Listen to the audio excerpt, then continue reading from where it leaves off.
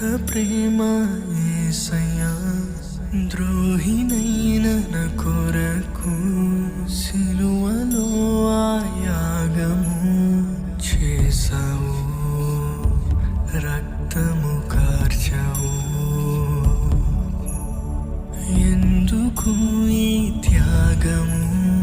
పాపినైన నా కొరకు సిలువలో ఆ యాగము నొందెను, రక్తము చిందెను. స్వరూపమైన సొగసైన లేకపోయెను, స్వరూపమైన సొగసైన లేకపోయెను.